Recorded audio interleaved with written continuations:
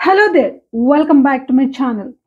ఈ వీడియోలో ఒక ఇంపార్టెంట్ డిఫరెన్స్ తెలుసుకుందాం.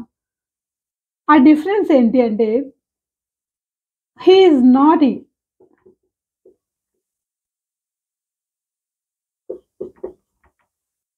హి is naughty. He is being naughty. Is being naughty. So, ఈ 2 సెంటెన్సెస్‌ని మనం గమనిస్తే హి ఈజ్ నాటీ అంటే అందరికీ అర్థమవుతూ ఉంటుంది. అతను చాలా అల్లరి. అంటే అతని బిహేవియర్ జనరల్‌గా అతను ఎలాంటి వాడు అంటే అతని స్వభావం ఎలాంటిది అంటే హి is naughty. He is naughty. మరి హి ఈజ్ బీయింగ్ నాటీ. మరి ఏంటి డిఫరెన్స్ అంటే మనం గమనించాల్సిందేంటంటే ఇది జనరల్ బిహేవియర్‌ని తెలుపుతుంది. అంటే ఏంటి జనరల్ బిహేవియర్ అంటే ఏంటంటే హానెస్ట్,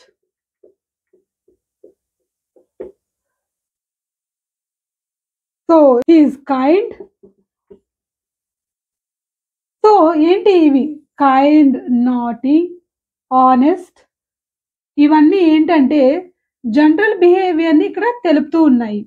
అంటే హి ఈజ్ కైండ్ అంటే అతను ఏంటి అతని స్వభావం ఎలాంటిది దయాగుణం కలవాడు. అంటే ఈ యాడ్జెక్టివ్స్ అన్నీ ఇవన్నీ యాడ్జెక్టివ్స్ అన్నమాట. వా ఈ పర్టిక్యులర్ సబ్జెక్ట్స్ యొక్క స్వభావాన్ని తెలిపే adjectives. So he is kind అంటున్నాం. హి ఈజ్ నాటీ అంటున్నాం. షీ ఈజ్ హానెస్ట్ అంటున్నాం. అంటే ఇక్కడ ఈజ్ అన్న వర్డ్ దేన్ని తెలుపుతూ ఉంది అంటే జనరల్‌గా ఒక వ్యక్తి అలాంటి వాడు. ఈ పలానా గుణం అనేది జనరల్‌గా ఉంటుంది అని చెప్పడానికి ఈజ్‌ని ఉపయోగిస్తున్నాం. అంటే ఎప్పటికి అది సాధారణం అన్న అర్థం అన్నమాట. సాధారణంగా హి ఈజ్ హానెస్ట్. సాధారణంగా he is naughty. He is kind. ఇవి జనరల్ బిహేవియర్‌ని తెలుపుతాయి. మరి హి ఈజ్ బీయింగ్ నాటీ అంటే ఏంటి అంటే ఇక్కడ మనం గమనిస్తే బీయింగ్ అనేది ఏంటి అంటే ఇది ప్రెజెంట్ పార్టిసిపుల్. ప్రెజెంట్ అంటే ప్రెజెంట్ కంటిన్యూయస్ టెన్స్‌గా ఉపయోగపడుతుందన్నమాట ఇక్కడ. ఇక్కడ బీ ఫార్మ్ ఇది కూడా బీ ఫార్మే కానీ ఇదేంటి జనరల్ బిహేవియర్‌ని తెలపడానికి ఉపయోగిస్తున్నాం. మరి బీయింగ్ అనేది ఏంటి అంటే ప్రస్తుతం బీ యొక్క ప్రెజెంట్ కంటిన్యూయస్ ఫార్మ్ ఏంటి అంటే బీయింగ్. హి ఈజ్ బీయింగ్ అంటే ఈజ్ యొక్క సో బీ యొక్క ప్రెజెంట్ కంటిన్యూయస్ అంటే ప్రస్తుతం అతను ఎలా ప్రవర్తిస్తున్నాడు he is being naughty at the moment. జనరల్‌గా అయితే అతను మంచివాడే. He is calm. He is very calm. But I can't understand why he is being naughty right now. మరి అతను ఎందుకు ఇప్పుడు ఇలా బిహేవ్ చేస్తున్నాడు? He is being naughty at the moment. ఎందుకు?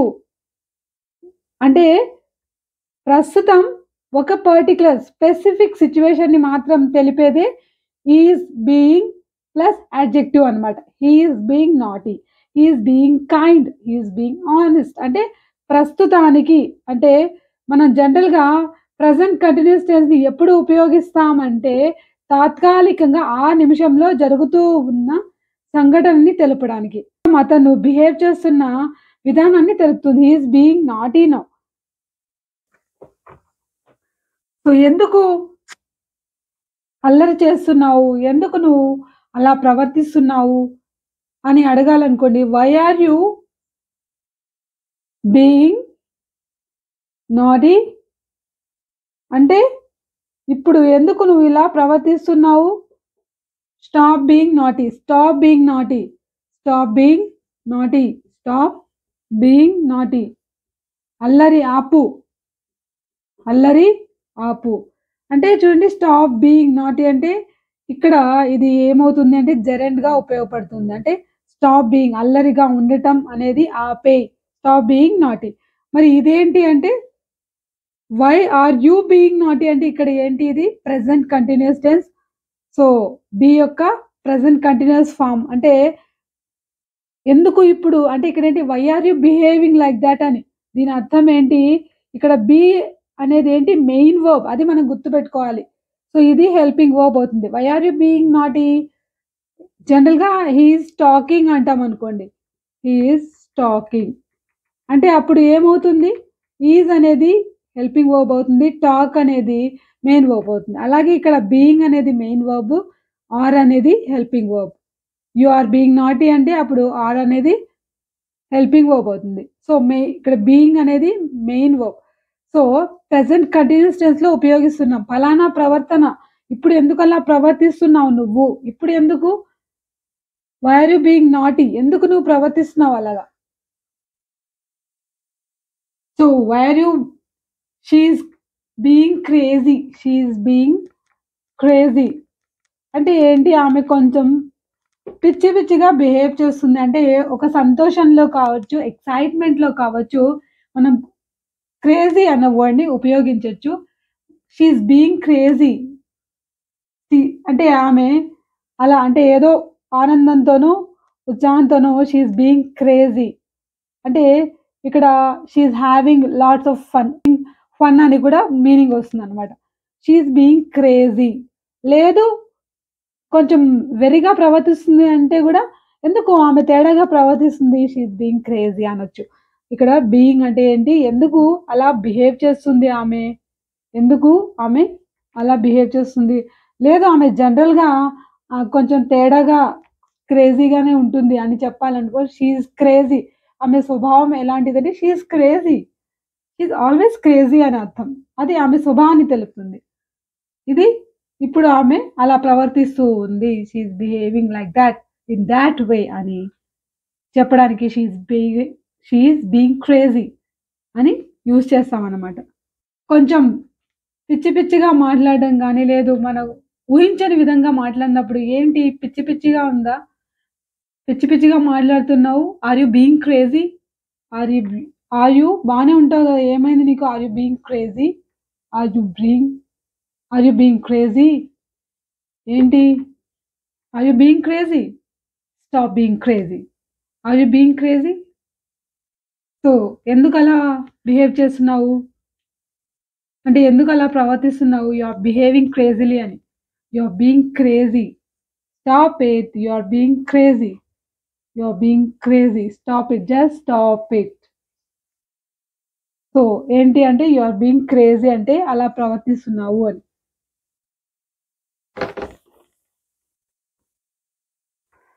సో, తొందరగా లేవు. ఎందుకు లేజీగా ఉంటున్నావు? ఏమైంది? Why are you being lazy? Why are you being lazy? Lazy ఇది ఒక క్వెషన్‌గా మనం అడగొచ్చనమాట. లేదు నువ్వు బద్ధకిస్తున్నావు. ఏమైంది? You are being lazy. You are being lazy. మరి నువ్వు బద్ధకిస్తున్నావు.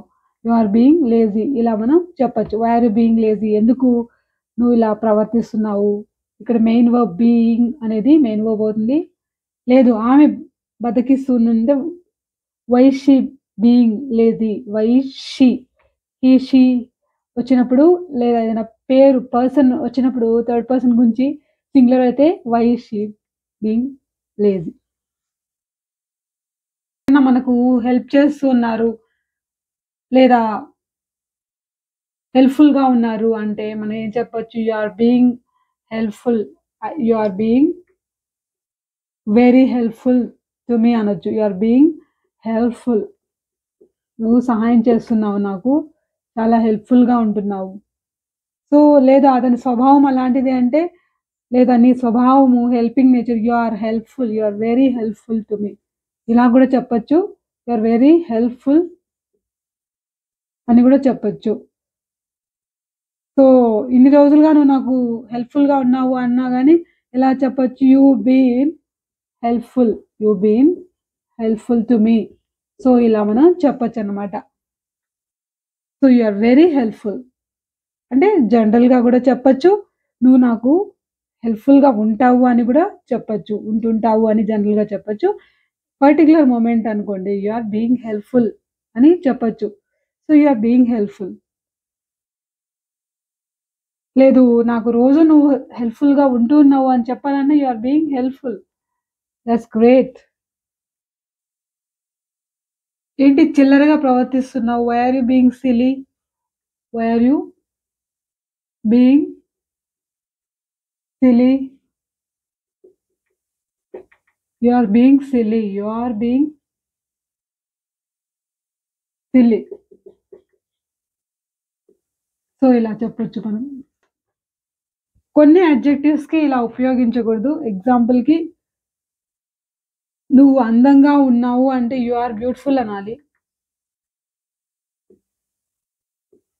ఓకే. ఇది జనరల్ ఒక వ్యక్తిని వర్ణిస్తుంది. సో, మరి నువ్వు you are being beautiful you are being beautiful అని ఇక్కడ మనం ఉపయోగించకూడదు.